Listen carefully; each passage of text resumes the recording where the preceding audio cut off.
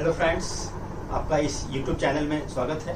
आज हम लोग इकोनॉमी के में एक इम्पॉर्टेंट टॉपिक पे चर्चा करने जा रहे हैं और उस टॉपिक का नाम है आर्थिक समृद्धि एवं आर्थिक विकास, इकोनॉमिक ग्रोथ एवं इकोनॉमिक डेवलपमेंट। ये ऐसे आम बोलचाल की भाषा में हम लोग जब बात करते हैं तो प्रोग्रेस, ग्रोथ और डेवलपमेंट इन सबको एक जैसा ही लेते हैं, एक टर्म में लेते हैं लोग। विकास की बातें, वृद्धि की बातों को एक तरह से लोग लेते हैं, जबकि इन दोनों टर्म में काफ़ी अंतर है, मैटली डिफरेंसेज है और इसके अलग अलग पैरामीटर्स हैं। उस पैरामीटर्स के आधार पर आर्थिक समृद्धि और आर्थिक विकास के अंतर को हम लोग समझेंगे। तो आइए सबसे पहले हम यहाँ आने के पहले के एग्जाम्पल पर चर्चा करेंगे। जैसे मान लीजिए कि कोई एक व्यक्ति है ए और दूसरा व्यक्ति बी है। किसी टाइम ऑफ पीरियड में T1 टाइम मान लेते हैं, 1 साल पहले का हो सकता है। उसका इनकम 10,000 था, 10,000 उसका इनकम था। इसमें से अपना वो घर का खर्च करता था, कुछ सेविंग भी करता था, थोड़ा बहुत खर्च अपना और अदर एक्टिविटी पे करता था। दूसरा T2 टाइम में उसका इनकम 20,000 हो जाता है। ये टाइम का डिफरेंस है, जिसको आप 1 साल, 2 साल, 5 साल, तो भी जो टाइम के बीच का पीरियड मान सकते हैं। और इस 20,000 में यह व्यक्ति या तो पूरा खर्च करता है या उसका एक पार्ट जमा करता है। मान लीजिए कि इसमें से 5,000 वो सेविंग करता है, कहीं कुछ चीज में खर्च नहीं करता है, बचत करता है, इतना बचत करता है। बाकी 15,000 रुपये डेली खर्च में, जो घरेलू खर्च होता है, उसमें खर्च करता है। एक दूसरा व्यक्ति बी है, उसका भी इनकम 10,000 था पिछले टाइम में, और अभी उसका इनकम बढ़कर, इसी तरह सेम एग्जांपल ले रहे हैं, आप अपने अनुसार अलग एग्जांपल भी सेट कर सकते हैं। हमने ऐसा एग्जांपल लिया है, उसका इनकम 20,000 हो जाता है। इस 20,000 में अब वो 8,000 खर्च कर रहा है अपने घरेलू खर्च पे, भोजन, फूड आइटम्स और घर के जो बाकी सारे खर्च हैं। इसके अलावा वो 2,000 खर्च कर रहा है एजुकेशन पे, 3,000 खर्च कर रहा है और डेवलपमेंट या हेल्थ केयर, सैनिटेशन वगैरह वगैरह। इसके अलावा 5,000 खर्च कर रहा है बच्चों के ट्रेनिंग, पढ़ाई, और 2,000 खर्च कर रहा है टूरिज्म वगैरह, नॉलेज शेयरिंग, नॉलेज डेवलपमेंट पे खर्च कर रहा है। इस प्रकार से उसका खर्च हो रहा है। अब बस इतना से आपको समझना है कि अब ये एक व्यक्ति का जो खर्च है, इसमें क्या देखा जा रहा है। इवन कि वो 5,000 पर मंथ सेविंग कर रहा है, 1 साल में ये 60,000 सेव करेगा। इसको अगर हम किसी कंट्री के इनकम को देखेंगे तो कंट्री के इनकम में देखेंगे तो इस प्रकार से एक बहुत बड़ा अमाउंट सेव हो रहा है। लेकिन क्या यहाँ पर किसी प्रकार का नयापन आ रहा है, कुछ नई बातें आ रही हैं, कुछ क्वालिटी डेवलपमेंट हो रहा है, जैसे education, health, sanitation, training, tourism, knowledge sharing, इस तरह से कुछ क्वालिटेटिव डेवलपमेंट हो रहा है या नहीं हो रहा है, ये देखना है। और यहाँ क्या देखना है, तो हम यहाँ क्या देख रहे हैं कि यहाँ 10,000 से 20,000 जो बढ़ रहा है, ये केवल और केवल समृद्धि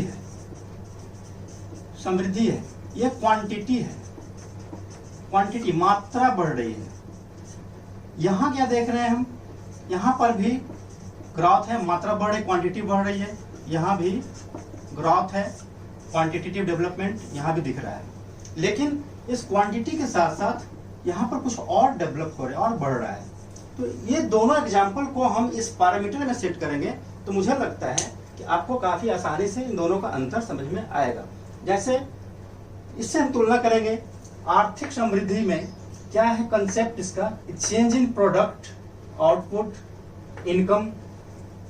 मतलब प्रोडक्ट में changing, amount of changing in product, उत्पाद की मात्रा में वृद्धि या अंतर।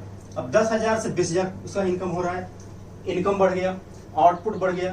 तो ये तरह से यहाँ आउटपुट बढ़ाने को इकोनॉमिक ग्रोथ बोला जाता है। ये इसमें केवल और केवल परिमाण है, मात्रा, क्वांटिटी है। यहाँ हम केवल क्वांटिटी देख रहे हैं, क्वालिटेटिव डेवलपमेंट नहीं है कुछ भी। यहाँ केवल इनकम इसका बढ़ रहा है, 10,000 20,000 हो गया, इवन की बचत भी कर रहा है, लेकिन किसी और प्रकार का विकास यहाँ नहीं दिख रहा है। आगे हम यहाँ क्या देख रहे हैं कि यहाँ इसका केवल वृद्धि नैरोयर है, संकुचित है, सीमित वृद्धि है। इसकी तुलना में बी को आप देखेंगे तो बी में क्या देख रहे हैं कि ग्रोथ के साथ साथ, यहाँ देखेंगे आप, ग्रोथ के साथ साथ इसका स्टैंडर्ड ऑफ लिविंग भी चेंज हो रहा है।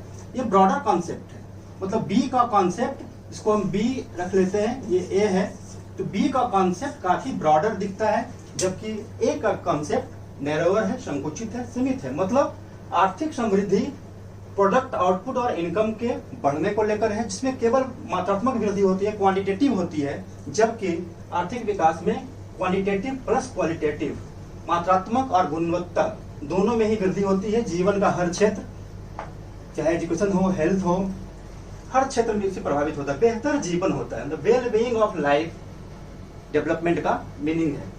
दूसरी बात हम क्या देख रहे हैं यहाँ पर, अगर इसको हमें मापना होगा तो कैसे मापेंगे, कैसे मापेंगे? यहाँ क्या देख रहे हैं, 10,000 से 20,000, तो डेवलपमेंट कितना हुआ, यहाँ पर वृद्धि कितनी हुई, 10,000 की वृद्धि हो गई। मतलब एक तरह से प्रोडक्ट जो उसका हुआ, टोटल प्रोडक्ट एक वर्ष में 10,000 उसका बढ़ता है।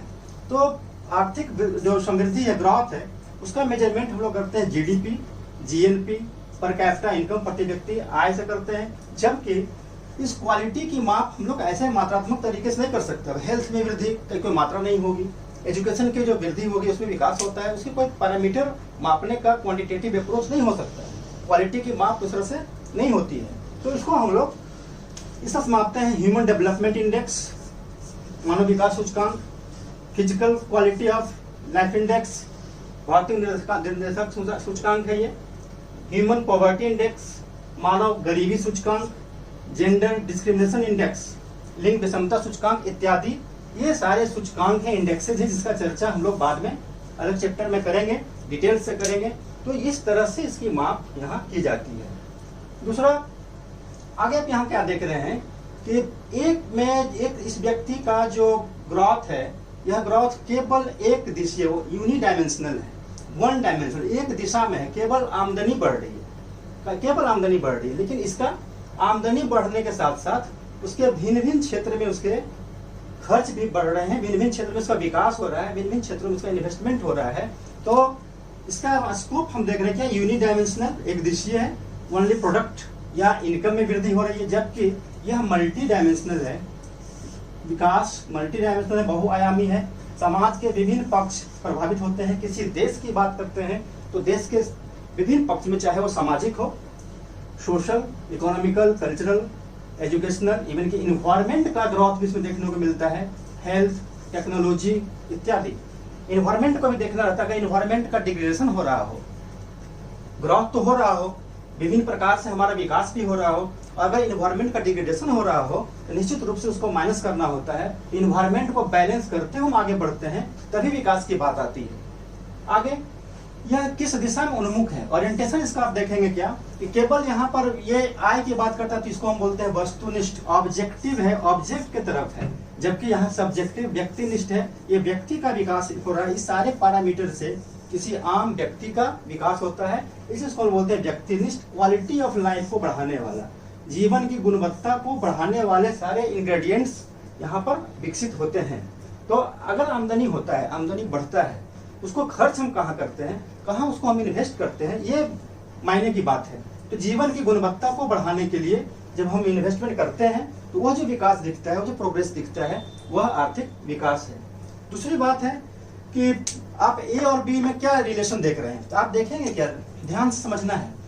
10,000 कोई व्यक्ति कमा कर आता है, अगले बार 20,000 उसका इनकम होता है, वो पैसा पूरा खर्च करता है या फिर वो सेविंग करके बैंक में जमा करके रखता है, कहीं एजुकेशन में, ट्रेनिंग में, हेल्थ में, सैनिटेशन में खर्च नहीं करता है, बेहतर जीवन के लिए प्रयास नहीं करता है। तो ऐसी स्थिति में क्या होता है, उसका इनकम फिर से जो बढ़ेगा, इस तरह से फिक्स इनकम बढ़ेगा, फिर 30,000 हो जाएगा, 40,000 हो जाएगा, ऐसा इनकम होगा। लेकिन जब इसमें दूसरे कैटेगरी में देखेंगे, इसका इनकम 10,000 है, बढ़कर 20,000 हो गया। कल को आप क्या देख रहे हैं, अगर बेहतर एजुकेशन हासिल किया, उसने अपने बच्चों को बेहतर एजुकेशन दिया, खुद और अपने परिवार के हेल्थ को बेहतर किया, ठीक है, अपने परिवार को, घर को, आसपास के क्षेत्र को, इन्वायरमेंट को बेहतर किया, सैनिटाइजेशन किया, सैनिटरी सिस्टम बेहतर बनाया, सीवरेज सिस्टम बेहतर बनाया, बीमारियों को दूर रखा। इसके अलावा नॉलेज शेयरिंग किया, टूरिज्म से अपना नॉलेज बढ़ाया। बहुत सारी बातें हैं यहाँ पर। इससे क्या होता है, उस व्यक्ति के आय प्राप्त करने की क्षमता बढ़ जाती है, आय प्राप्त करने की क्षमता बढ़ जाती है, पहले से ज्यादा बढ़ जाती है। मतलब जो इसका डेवलपमेंट है 10, 20, फिर 30,000, इसका तो होगा ही होगा।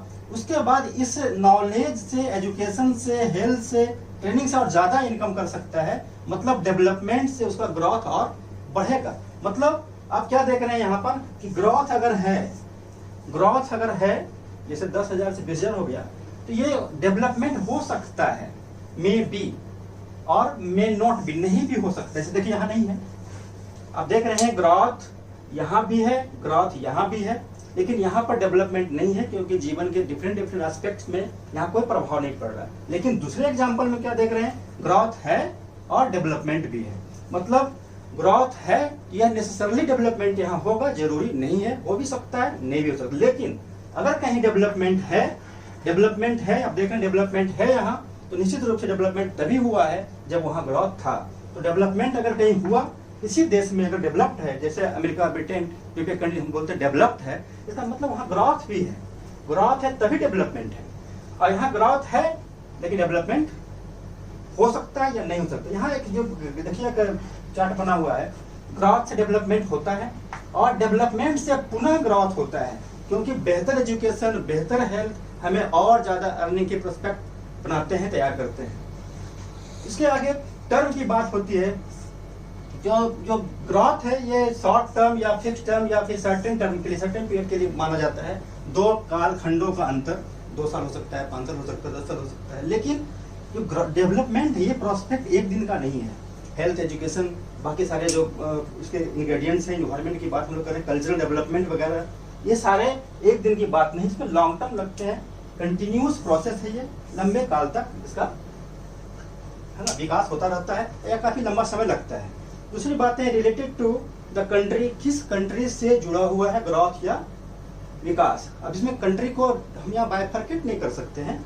विकसित देश, विकासशील देश, अल्पविकसित देश, हर जगह दोनों चीज होता है। लेकिन मेजर कंसर्न, अधिकांशतः, मुख्यतः ग्रोथ की बातें डेवलप्ड कंट्री में होती है। डेवलप्ड कंट्री चूंकि बाकी सारा इंग्रेडिएंट्स में आगे बढ़ चुका है, वो डेवलप हो चुका है, उसको एजुकेशन, हेल्थ, सैनिटेशन वगैरह के लिए बहुत ज्यादा खर्च करने की जरूरत नहीं है, बहुत ज्यादा और इन्वेस्टमेंट की जरूरत नहीं है।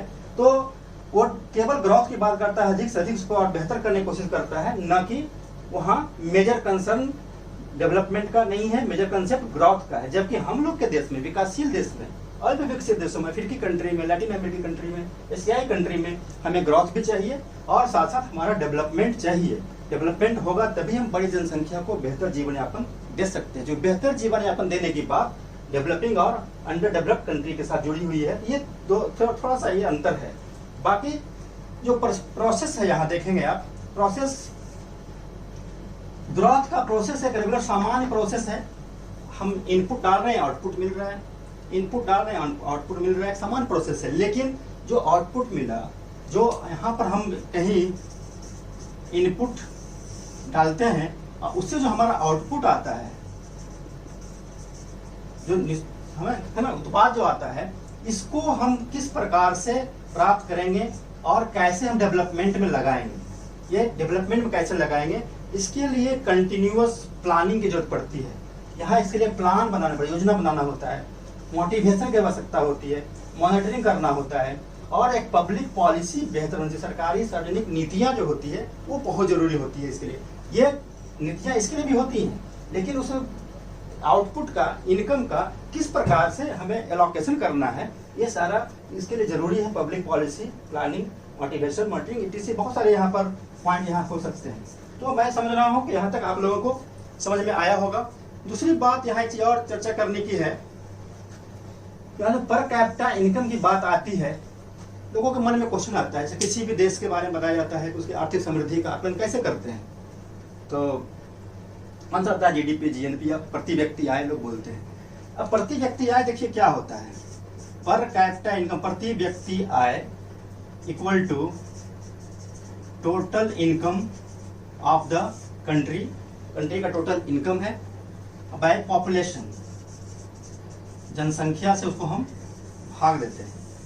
एक फार्मूला है, बन गया कि भाई जितना इनकम एक देश का हुआ एक साल में और उसको हम पूरी जनसंख्या से भागा दे दिए तो प्रत्येक व्यक्ति का आय निकल जाता है। तो क्या यह पैरामीटर, यह फार्मूला हर परिस्थितियों में सही होता है? देखिए, इकोनॉमी का अध्ययन जो होता है यह एकदम एब्सोल्यूट कोई अध्ययन नहीं कर सकता है।